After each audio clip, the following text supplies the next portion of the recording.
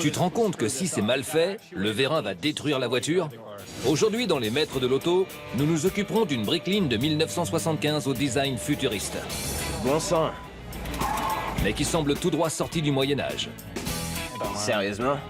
Ainsi qu'une magnifique Corvette de 1963 qui nous demandera énormément de travail. Ce moteur est foutu. Chez Phantom Works, on améliore les voitures que l'on répare. Et pour nous, c'est plus qu'un travail. Si vous aimez votre voiture autant que nous, Très beau travail. on s'entendra à merveille. Ça, c'est la classe. C'était quoi ça? La plupart du temps. Je l'adore. Mais si l'on doit choisir entre vous et votre voiture,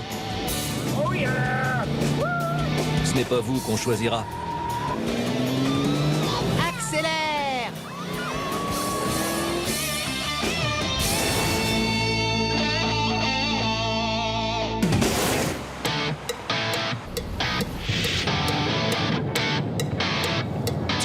C'est génial de pouvoir construire des belles voitures tous les jours, mais c'est aussi agréable de partir à la chasse aux occasions.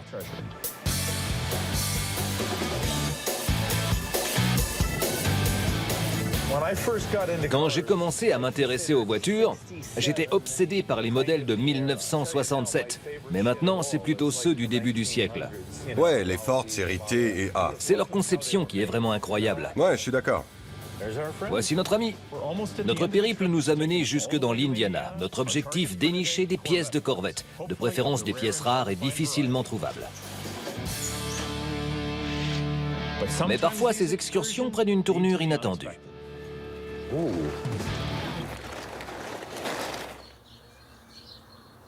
Même si le Seigneur s'est reposé le 7e jour, je maintiens qu'au 8e, il a inventé la Corvette à double lunette arrière de 1963. Pas de blasphème, s'il te plaît. Cette voiture a l'air en bon état, sachant qu'elle a presque 60 ans.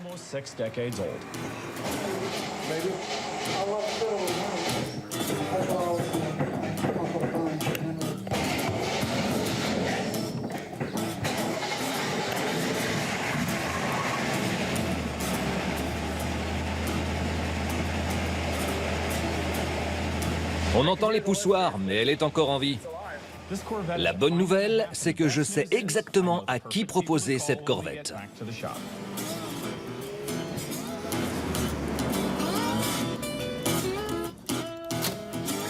Chérie, oncle Carl et tante Claire sont arrivés. Bonjour Dan.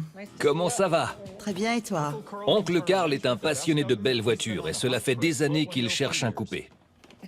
Devinez un peu ce que je vous ai trouvé. Quoi donc? Je visitais la grange d'un de mes contacts et sous une bâche, j'ai trouvé une Corvette de 1963. Vraiment? Oui, Une C2? Coupée? oui, c'est un coupé à double lunette arrière. Tu l'as vu de tes propres yeux? Je l'ai touché, je l'ai même entendu tourner. Incroyable. Il y a des années de cela, j'en avais trouvé une. Mais elle était en trop mauvais état. Claire m'a dissuadé de l'acheter. Elle est de quelle couleur? La couleur est rouge classique. Et surtout, la peinture est d'origine. Et est-ce qu'on pourrait la garder plutôt que de la repeindre? J'aimerais bien, oui. Non seulement ça reviendrait moins cher, mais en plus, j'aime bien l'idée de garder la peinture d'origine. Et l'intérieur est de quelle couleur?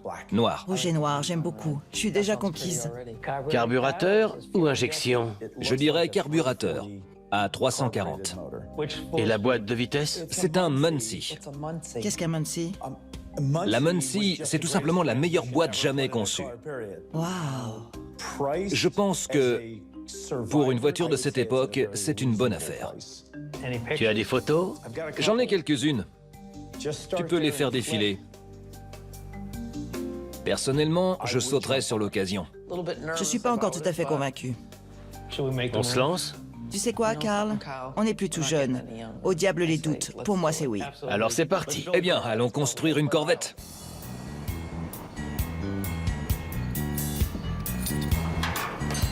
Je vois toutes sortes de voitures dans le cadre de mon travail.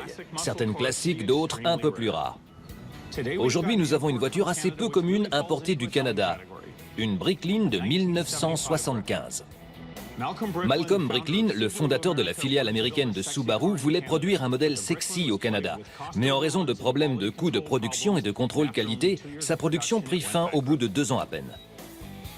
J'ai pris rendez-vous avec Walter, son propriétaire, qui va sans aucun doute me demander de la transformer en machine à voyager dans le temps. Ne le prenez pas mal, mais je vous le demande. Pourquoi une Bricklin? J'aime beaucoup son design. Les lignes sont sportives, je pense qu'elle est originale. Et c'est ce que j'aime chez elle. Ok, donc vous l'avez choisie pour son style. Et pour les portes qui s'ouvrent vers le haut. C'est vrai qu'elle ressemble à une DeLorean. Et en plus, DeLorean a visité l'usine de Bricklin avant de concevoir sa voiture. Malcolm Bricklin, fondateur de la branche américaine de Subaru. Oui, il importait des Yugos. On raconte qu'avec ces voitures, il essayait d'empêcher les ouvriers américains d'aller travailler. Comment ça? Ces voitures ne fonctionnaient pas. Elles empêchaient leurs conducteurs d'arriver au boulot. Les Bricklin sont connus pour surchauffer facilement. C'est le cas de la vôtre? Je ne l'ai jamais conduite assez longtemps pour le savoir. Je n'ai pas conduit cette voiture très longtemps. Et ça fait 2 ans qu'elle est au garage. Donc, je pense qu'il est temps de la réparer. Quels sont les travaux que vous voudriez faire sur cette voiture? Il y a des fuites, au niveau du moteur ou de la boîte de vitesse, ou des deux, ce qui n'est pas bon signe. En effet, je confirme. J'ai fait rajouter une injection pour qu'elle marche mieux. Et vous êtes satisfait du résultat? Après 50 km, il faut appeler une dépanneuse. Mais à part ça, aucun problème. Je suis sûr que vous exagérez. Oh non, je vous dis la vérité. Je n'aime pas beaucoup trafiquer les systèmes d'injection que je ne connais pas, donc si Walter est content du sien, ça m'arrange car je préfère éviter d'y toucher. Et sinon? Si vous pouviez refaire le système d'ouverture des portes, il y a un réseau de compresseurs d'air dedans. Mais si la voiture reste à l'arrêt pour quelques jours, ça vide complètement la batterie et on ne peut plus entrer dans le véhicule. Ah oui, c'est vrai, on ne peut pas y entrer si la batterie est vide, c'est ça? Est-ce que vous pensez que c'est possible de changer le système de fonctionnement des portes? Je veux dire, sans avoir à tout refaire? Est-ce qu'on peut mettre des vérins électriques? Pour être honnête, je n'en sais rien. Combien avez-vous investi dans cette voiture depuis que vous l'avez? Je dirais entre 15 et 18 000 $. Et vous voulez encore mettre de l'argent? Je veux qu'elle fonctionne. J'adore cette voiture et je veux qu'elle fonctionne normalement. Mais je sais qu'il y a du boulot. Elle m'en a fait voir de toutes les couleurs, mais maintenant c'est terminé. Voilà ce que je vous propose. J'aime beaucoup ce genre de défi, donc je vais tout donner. Ok. Marché conclu? Oui. Alors allons retaper une Bricklin. Très bien. Pousse. Allez, on y est presque. Avec l'arrivée de ce coupé Corvette de 1963, nous passons de la sportive canadienne à l'incarnation même de l'esprit automobile à l'américaine. Regarde, il y a du boulot. Il va falloir revoir tout le système de circulation du carburant. Les suspensions ont l'air de tenir la route, mais regarde un peu ce qu'on a là. Ouais, Il y a eu des fuites de carburant pendant des années. c'est vraiment dégoûtant. Oui, en revanche, la peinture est d'origine, ce qui est plutôt une bonne chose. Le carburateur a fui juste au-dessus de la pipe d'admission. Les couvre-culbuteurs sont cabossés. Les collecteurs d'échappement sont aussi rouillés que des ancres de bateau. Cette voiture est vraiment dans un sale état. Je ne veux pas simplement la restaurer, je veux la ressusciter. C'est clair qu'elle en vaut la peine. Il y a beaucoup de travail à faire sur cette voiture, mais on ne saura pas avec certitude ce qui nous attend tant qu'on n'aura pas regardé en dessous. Avant même d'aller voir le dessous de la voiture, je peux vous dire qu'il y a un souci avec ces roues. Je pense que ce sont des roues pour le modèle de 1967 qui ne devraient pas être là. Je ne sais pas si je dois me réjouir ou être dégoûté lorsque je vois toute cette huile, parce que parfois, les fuites empêchent la rouille de se former. Ça fuit dans tous les sens. Il va falloir nettoyer tout ça. Regarde, c'est plein de saleté. Il y en a partout. Oui, la boîte de vitesse fuit autant que le moteur. Les cils en bloc sont fichus, tout comme les ressorts arrière. Oh, regarde. Le système de freinage est d'origine. Ça, c'est cool. Et maintenant, le châssis. Génial, il y a de la rouille partout. Ouais, tu sens comme c'est rugueux? Ouais. On pourrait enlever la rouille et encapsuler le tout, mais cela ne lui donnerait qu'un petit sursis. Car cette voiture a perdu une partie de sa résistance. Nous allons tout d'abord reconstruire les suspensions avant et arrière. Ensuite, nous nettoierons et isolerons le châssis pour le protéger de la rouille. Nous allons aussi remettre les roues Kelsey Ace d'origine. Puis, nous nous occuperons de donner une seconde vie au moteur. Et pour finir, nous allons rendre l'éclat de la jeunesse à cette peinture. Je n'ai pas de machine à voyager dans le temps, mais je pense tout de même pouvoir lui donner une bonne cure de jouvence.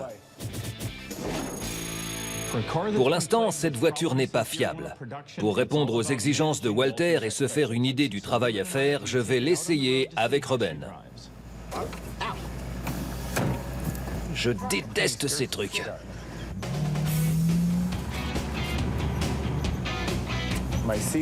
Le voyant pour la ceinture ne marche pas. Pareil pour celui des freins. Les freins ont l'air de bien répondre. Les amortisseurs. Je devrais avoir un rebond et demi et je suis plus proche des 3. Tu as entendu? Ouais. Je pense que ça vient de l'arrière, vers la gauche. Oui, c'est bien le côté gauche. Ce grincement est en général provoqué par le frottement de différents éléments métalliques. Ça veut dire qu'on a des bagues qui sont complètement usées. Oh, tu sens ça? Ça sent l'essence. Et ça n'est pas bon signe. Après quelques virages, on sait qu'il y a une fuite de carburant. Et d'après l'odeur, on a du carburant dans l'habitacle. Je ne me sens pas très bien. Ça pue l'essence, j'ai la nausée. Et je préfère te prévenir, je ne peux pas me permettre de vomir sur les sièges. Ça fait donc de toi la cible numéro 1. Les odeurs d'essence et d'huile dans cette Bricklin sont si fortes qu'elles me rendent littéralement malade. On finira l'inspection sur le mont de charge. Ok, voyons voir à quel point ces bagues sont pourries. Comme je le pressentais, ce bruit vient des bagues en caoutchouc entourant les amortisseurs à lame qui se trouvent à l'arrière. Elles sont complètement fichues. Regarde ce filtre. Il est rempli de crasse. C'est vrai qu'il y en a un paquet. Je pense qu'il va sûrement falloir démonter le réservoir. Voyons un peu cette boîte de vitesse. Nous avons donc un moteur Windsor 351 accouplé à une boîte C6. On pourrait presque dire que la Bricklin est montée en kit. On a un moteur Ford, un pont AMC20 à l'arrière et une suspension avant de Gremlin. Oups, attends une seconde. Cette pompe d'injection d'air dans l'échappement est complètement bouchée. Ok. Ce joint de Carter fuit à mort. On dirait qu'on a un joint spi arrière fichu. Oh non. On a beaucoup de jeux dans la roue. Ça vient des roulements. Oui, c'est clair, ça n'est pas bon du tout. On a du liquide de refroidissement qui coule de notre radiateur. Tu peux ajouter ça à ta liste. Ah, c'est pas vrai. Et là, tu sais ce que c'est? C'est l'ordinateur pour l'injection. Bon sang. La Bricklin est équipée d'un ordinateur qui contrôle l'injection essence. Je déteste travailler sur ce genre d'appareil car ils ne sont pas réputés pour leur fiabilité. Je ne suis pas du tout rassuré à l'idée de démonter toute cette électronique. Tu vois ce que je veux dire? Ouais. Pour cette Bricklin de 1975, nous allons commencer par enlever ce réservoir qui fuit et nous occuper de ce filtre et de ses conduites. Nous remplacerons ensuite les bagues en caoutchouc autour des ressorts à lame. Nous allons également nous occuper de ces roulements avant de nous pencher sur les amortisseurs et le radiateur afin de colmater d'éventuelles fuites. Et pour finir, nous allons remplacer le système pneumatique contrôlant l'ouverture des portes par des vérins électriques afin que le propriétaire puisse entrer et sortir de sa voiture. Avant de nous attaquer à la rouille sur la Corvette de 1963, John va devoir enlever les suspensions. Oh, c'est pas vrai! La rouille qui recouvre le dessous de cette voiture ne me facilite pas la tâche. Il va falloir que je me montre créatif si je veux enlever ça. Ok. Deux mécaniciens différents ont travaillé sur cette voiture. Le côté conducteur s'est pratiquement affaissé lorsque je l'ai touché. En ce qui concerne le côté passager, c'est une autre histoire. On dirait qu'il ne tient que grâce à ce mélange de poussière et de rouille.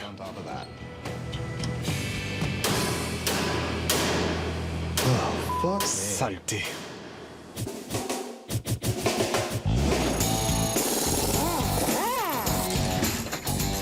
Ruben a commencé à travailler sur la Bricklin. Tout d'abord, il faut enlever ces bagues qui sont complètement fichues. Il faut retirer ces ressorts à lame pour s'occuper des bagues. Pas facile. Je préfère donc enlever tout l'assemblage afin de m'en occuper sur mon plan de travail et éviter tout accident.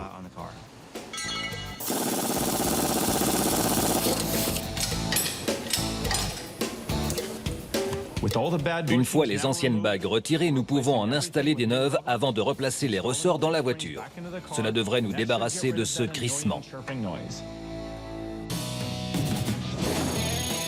La rouille accumulée sur la Corvette rend la progression du projet assez laborieuse. Je n'arrive pas à mettre cette bague. Ça commence à m'énerver. J'ai fait sabler les bras de suspension avant et je m'apprête à les réassembler. Doucement mais sûrement. Un de moins, plus que 7.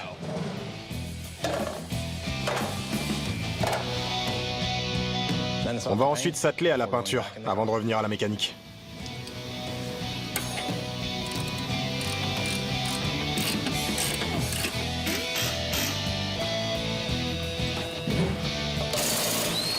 Les tambours de frein sont aux normes. J'ai par conséquent pu les nettoyer et les remplacer sans trop de difficultés, ce qui me change un peu. Ok.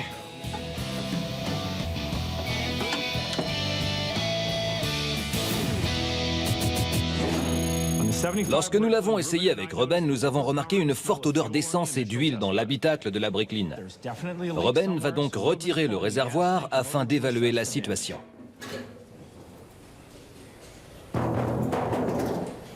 Ouais. Il y a une fuite dans ce conduit. On peut voir ce cercle de résidus d'éclaboussure sur le goulot. C'est vraiment très dangereux. Il suffit d'une toute petite étincelle et on met le feu à la voiture. Nous allons effectuer des tests pour nous assurer qu'il résiste à la pression et qu'il reste bien étanche.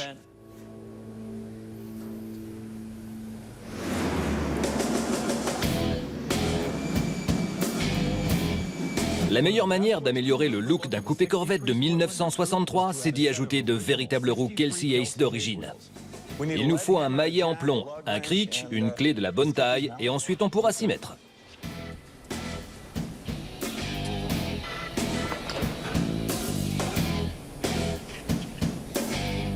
Une fois les roues bien serrées, John et moi emmenons la Corvette pour une petite balade. Je veux voir si ces freins rénovés fonctionnent avec les suspensions. Nous verrons ensuite si nous pouvons nous attaquer à la restauration de la peinture. Elle ne veut vraiment pas marcher. On dirait que ça ne circule pas. Mets les gaz un peu plus fort.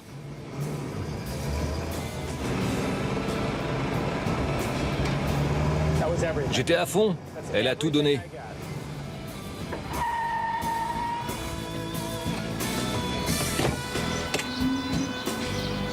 Tu avais l'avant et l'arrière? Non, juste l'arrière. Les freins semblent marcher, mais ceux de l'arrière ont bloqué les roues. On y est presque, mais je sais que John peut faire mieux.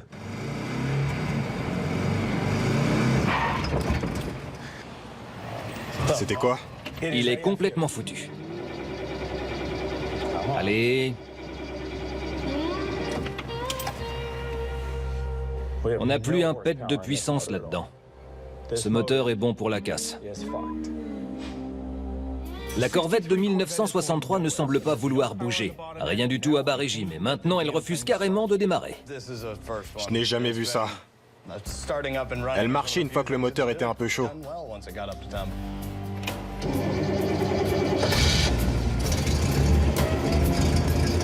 Ça n'est pas le résultat que j'attendais. Je sais. J'espérais que nous n'aurions pas trop de travail à faire sur ce moteur, mais je ne peux pas remettre un moteur dans cet état à mon oncle. Au niveau des freins, on a presque terminé. En ce qui concerne le moteur, ça va être un peu plus compliqué. Il va falloir le démonter. Ok.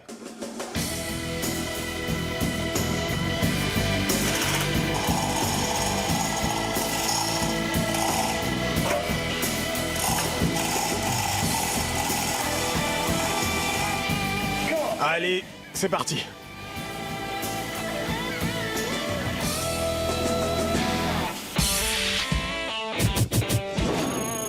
Le réservoir de la Bricklin est revenu de l'atelier. Il est désormais propre et étanche. Je pensais essayer comme ça. Un côté à la fois. Par ici. C'est bon?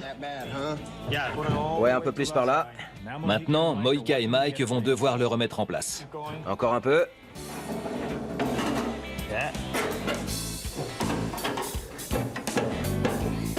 Je peux pousser légèrement le pot d'échappement. Encore un peu. Encore un peu. Non. Ça bloque. Ça ne rentre pas. On voit que la briqueline était fabriquée à la main, car de par sa conception, l'entretien est difficile. Force un petit peu.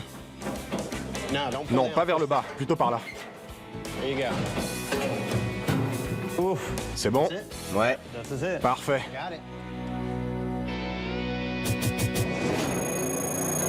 Maintenant que nous avons sorti le moteur, nous pouvons nous occuper de toute la rouille présente sur notre Corvette. Et rien de tel qu'un jet à haute pression pour enlever la graisse et mettre à jour la rouille. Une fois ces traces de rouille et d'huile enlevées, nous pourrons préparer le compartiment moteur à accueillir dignement le moteur rénové. Jay va tout d'abord égaliser et préparer le châssis pour l'anti-rouille. Dave appliquera ensuite le produit pour préserver le métal sur la durée.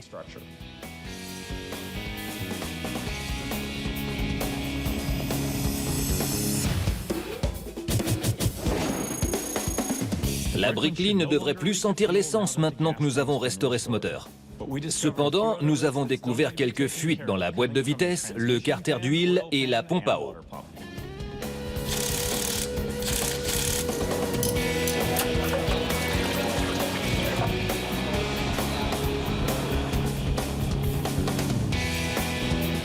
Allez, allez. Il faut rendre cette vieille voiture étanche. C'est un procédé long et salissant. Nous commençons par enlever les vieux joints, puis nous préparons les surfaces et installons les nouveaux joints. Ensuite, Ruben et Travis s'assurent que tout est complètement hermétique. Et preuve qu'ils ont fait un bon travail, il n'y a plus aucune fuite. Nous pouvons donc rayer une tâche de notre liste. Je commence la restauration du moteur de la Corvette de 1963. Nous allons commencer par remplacer les joints ainsi que la chaîne de distribution. C'est un moteur General Motors d'origine de 1963, et il a vécu.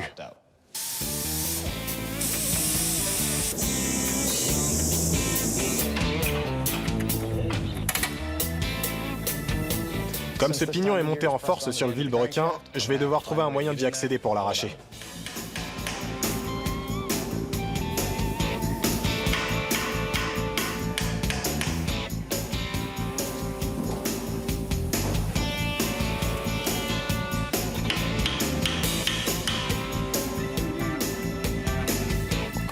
Avec notre chaîne de distribution améliorée, l'arbre à cam et le vilebrequin devraient rester bien synchronisés pour les années à venir.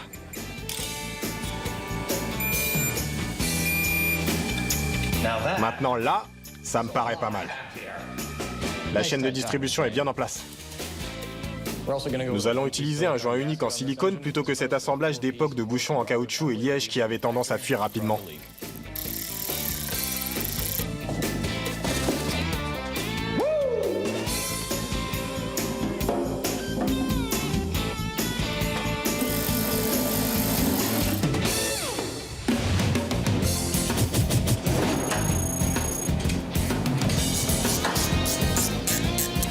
Ruben continue le travail sur la briqueline en commençant par retirer et remplacer cette vieille pompe d'antipollution. Il faudra ensuite changer ce répugnant filtre à essence. Et pour finir, s'assurer qu'il n'y a plus de jeu dans les roulements. Oula, ça devrait marcher. Il n'y a pas beaucoup de graisse. Donc je vais en rajouter avant de tout remettre en place.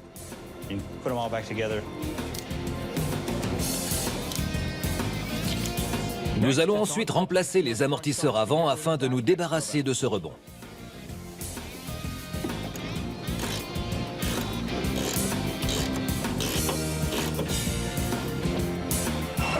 Ok. Pour finir, Ruben installe ce gros radiateur afin de résoudre nos problèmes de surchauffe. Parfait. Alors, c'est qui l'artiste?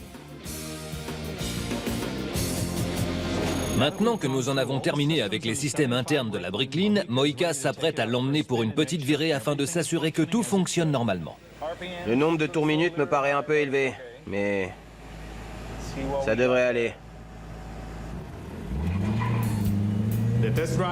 La balade semblait bien se passer, pas de problème au niveau de la pression, de la température, de l'accélération. Tout allait bien. Jusqu'au moment où tout s'est arrêté. Et puis, plus rien. Bon sang! Sérieusement? Qu'est-ce qu'on a là?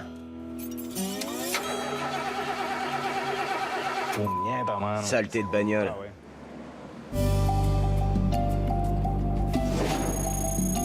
Ce coupé Corvette de 1963 nous pose plusieurs gros soucis.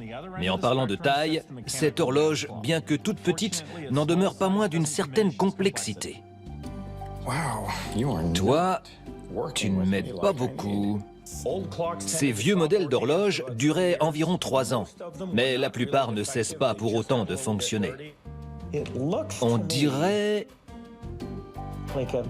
que j'ai un peu de saleté ici. Je vais nettoyer tout ça. Ok.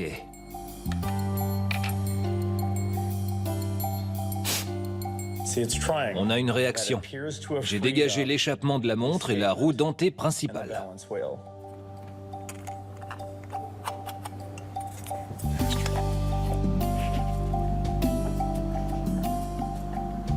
Et si tout se passe bien, on connecte le négatif au châssis, on branche le positif, on entend le déclic. Et voilà, une horloge qui fonctionne.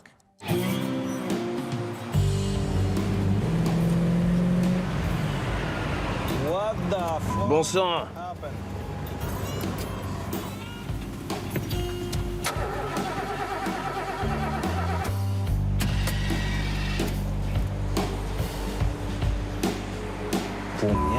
Saleté de bagnole.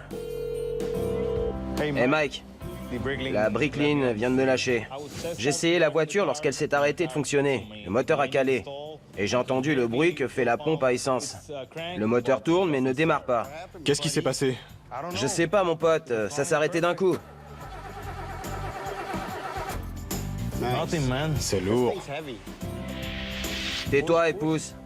Il n'y a pas d'essence qui arrive dans le moteur, donc le problème vient de l'injection, qui est reliée à l'électronique. Prêt? Ouais. Non, arrête. On n'a rien du tout. Tu crois que c'est la bobine? J'en sais rien du tout. En tout cas, ça ne marche pas. La Corvette de 1963 semble littéralement envahie par la rouille. Les collecteurs ressemblent à de vieilles encres de bateau. Dave a recouvert les collecteurs de céramique avant de les donner à John qui s'occupera de leur mise en place. Avant de pouvoir remettre le moteur, il faut d'abord installer les collecteurs, les couvre-culasses, le distributeur, l'embrayage, le régulateur, ainsi que le plateau de pression.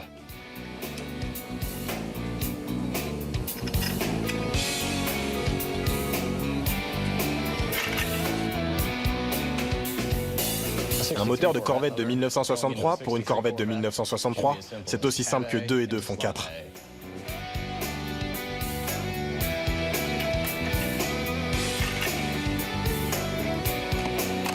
Quoi encore?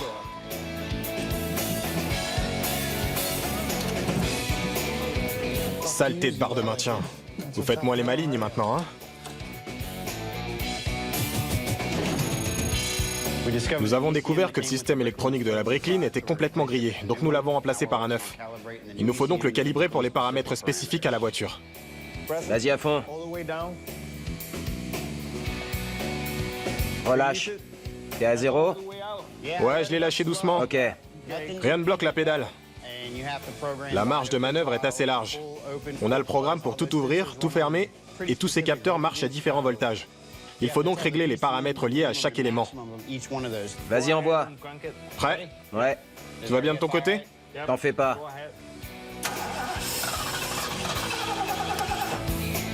Rien.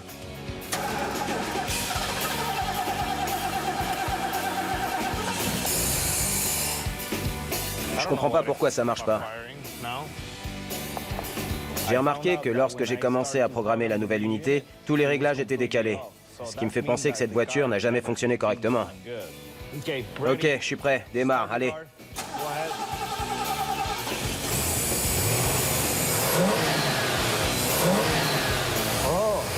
T'as trouvé?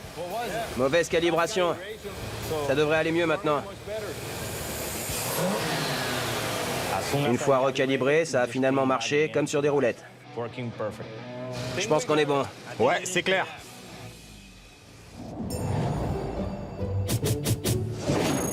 Tu fais la belle, hein? Steve et John terminent l'installation du moteur de la Corvette de 1963. Il t'a fallu combien de temps pour comprendre qu'il fallait enlever la pompe à essence? C'est ok, je gère. J'ai l'habitude des corvettes.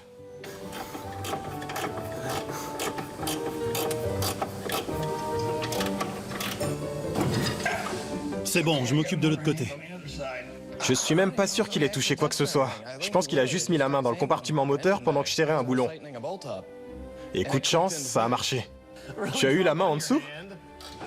Aïe! Je prends ça pour un oui.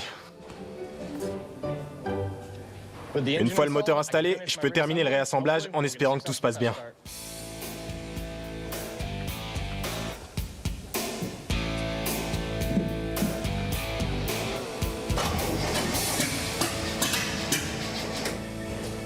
Prêt? Ouais.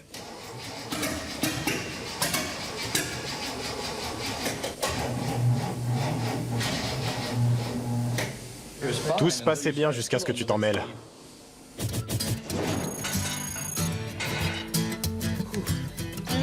Alors, voyons ce que nous avons là. Aujourd'hui, nous allons remplacer le système pneumatique de la Bricklin par un vérin tout électrique. Et mon plus gros souci va être de trouver un moyen d'installer ces énormes vérins. Ces trucs sont beaucoup trop grands. Ils sont lourds. Je pense qu'il vaut mieux les mettre en place et ensuite voir comment on fait.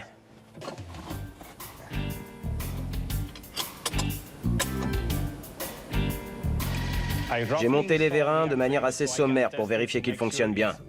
La bonne nouvelle, c'est que la porte s'ouvre et se ferme sans problème. La mauvaise, c'est qu'elle ne se ferme pas à fond. Laisse-moi voir comment elle se ferme. Stop! Je pense que si tu n'avais pas tout ce jeu ici, tu pourrais décaler ta potence et ça fermerait parfaitement. Oui, je réduirais cette distance ici. Ça veut dire que je vais devoir tout couper? Je ne sais pas. Tu vois cette pièce en forme de pyramide? Si on la tourne un peu par là, tu auras la place pour que le vérin puisse s'actionner sans avoir besoin de raboter. Il faut juste le tourner. Ouais, bonne idée. Dan a eu la très bonne idée de placer le support inférieur du vérin sur le côté afin de permettre la fermeture de la porte. Je vais installer les loquets électriques avec un interrupteur pour activer les vérins. C'est bien. Un peu comme un système de blocage. T'as pensé à mettre une sécurité? Ouais. J'aime beaucoup. Mohica travaille sur un système de blocage afin que les vérins fonctionnent avec les loquets installés sur les portes. Ainsi, aucun danger que les portes ne s'ouvrent de manière inopinée. C'est un gros morceau, hein? Ouais. Ce piston peut découper la porte en morceaux s'il se met en marche avant le système de blocage. Tu en es conscient? Ouais, je sais, ne t'en fais pas. Mohica, je compte sur toi.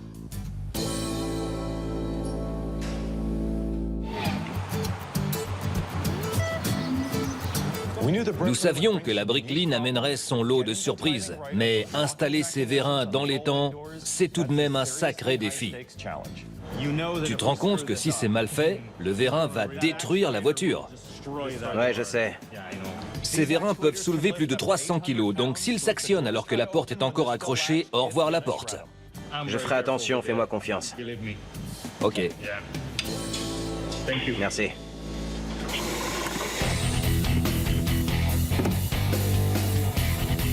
Je n'ai pas droit à l'erreur. Ce système de blocage doit être parfait. Un peu plus haut, c'est bon. Et c'est là que ça se complique. Faut installer la partie électrique.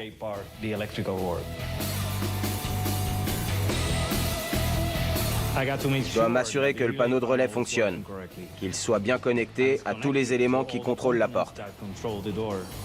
Tout va être centralisé.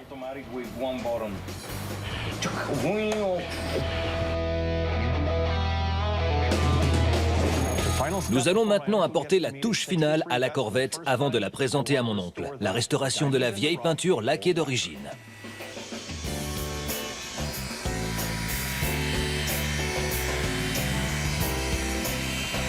Attends. Il en reste un peu là. Elle n'aura peut-être pas l'éclat de nos autres voitures restaurées, mais elle n'en restera pas moins éblouissante.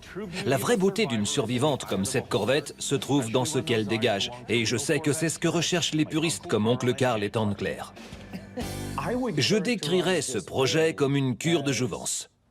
Vous vous souvenez de ce que je vous ai dit à propos de mon souci concernant la corrosion? Oui. Oui. C'est ce qui nous a causé le plus de difficultés avec cette voiture. Vous avez aussi nettoyé le dessous? Oh oui, nous nous sommes assurés que cette voiture réponde à vos attentes en termes de sécurité et de fiabilité. Tu disais que l'intérieur était en assez bon état. Nous avons fait des petites retouches chirurgicales ici et là. Nous avons changé la moquette et nous avons installé de nouvelles plaques de jointure. Nous avons également restauré l'horloge et la radio. La radio fonctionne? Oui, AM et FM. Les deux.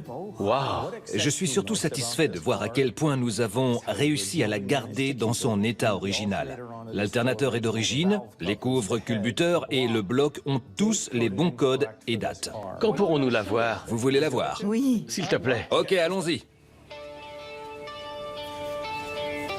Oh mon Dieu, regarde ça. C'est incroyable. C'est formidable, Dan.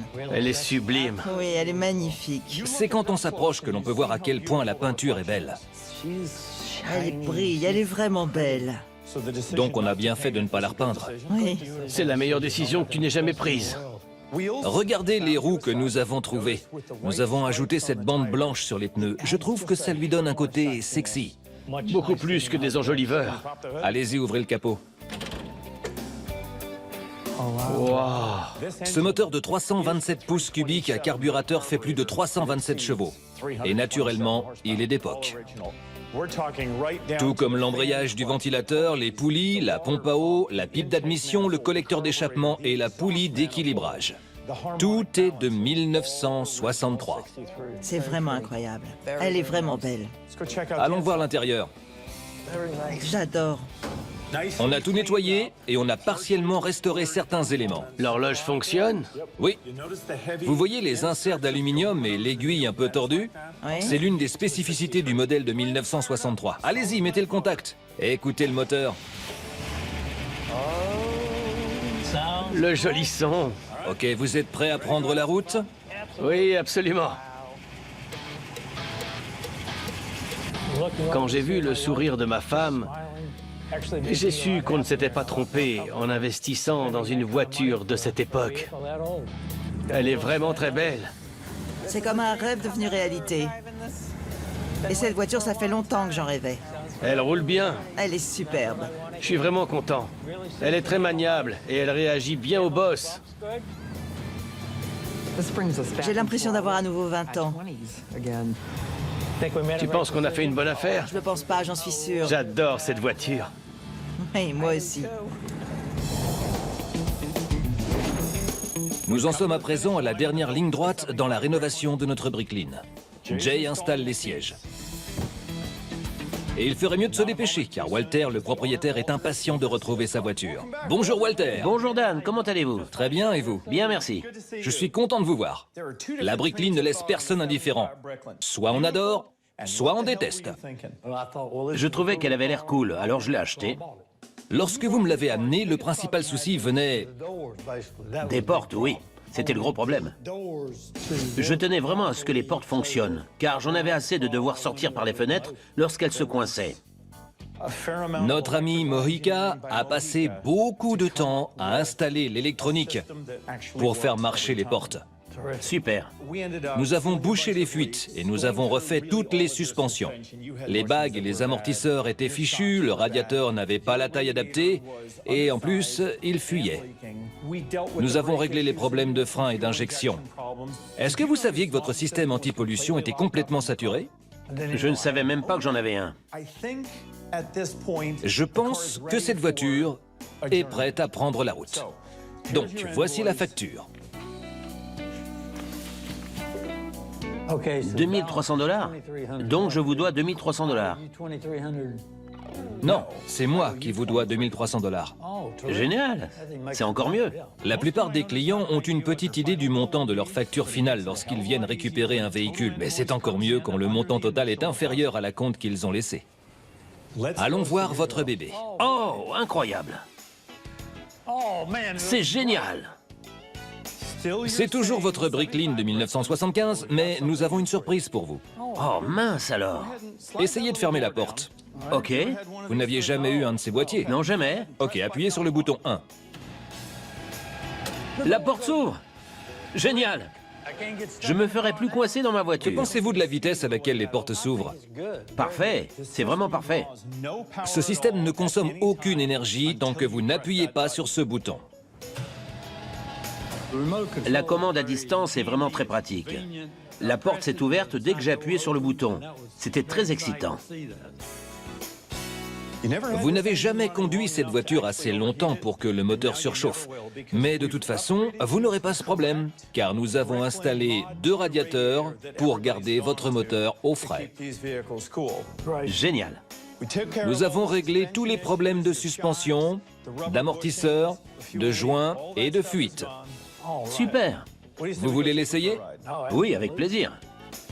Alors, pressez les boutons 1 et 2. Prêt? Prêt? Rien que le fait d'entrer dans la voiture, je me sentais déjà comme chez moi. Elle a l'air maniable. Vous sentez une odeur d'essence? Non, absolument pas. Ok, maintenant accélérez un peu. C'est vraiment génial. Les suspensions sont bien meilleures. C'est comme ça qu'elle aurait dû être dès le début. Ok.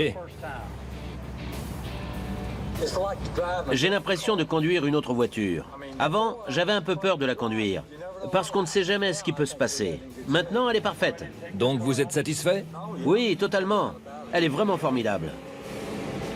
Le travail sur cette Bricklin consistait en une véritable opération de sauvetage. Nous avons refait toutes les suspensions, sécurisé les systèmes d'injection d'essence et de refroidissement, et nous avons également donné un coup de jeune au moteur. Et pour finir, nous avons remplacé les vérins pneumatiques des portes par des vérins électriques afin que Walter puisse entrer et sortir de sa voiture.